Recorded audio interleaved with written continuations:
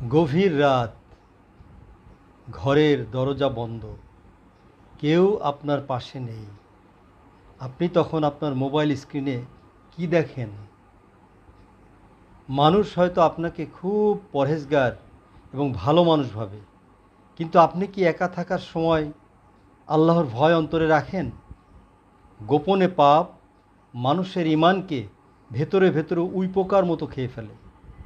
রাসূলুল্লাহ সাল্লাল্লাহু আলাইহি সাল্লাম বলেন, কিয়ামতের দিন আমি আমার উম্মতের এমন কিছু দলকে দেখব যারা পাহাড় সমান বিশাল সওয়াব নিয়ে উপস্থিত হবে, কিন্তু আল্লাহ তাদের সব সওয়াবকে ধুলোবালির মতো উড়িয়ে দেবে।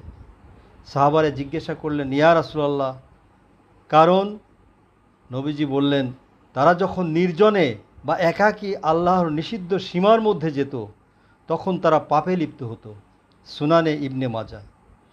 মানুষের চোখ ফাঁকি দেওয়া গেলেও আল্লাহর চোখ ফাঁকি দেওয়া অসম্ভব। একা থাকার সময় আল্লাহকে ভয় করুন, পাপমুক্ত থাকুন। অন্যকে মোটিভেটেড করতে ভিডিওটি শেয়ার করুন। জাযাকুমুল্লাহ খায়রান।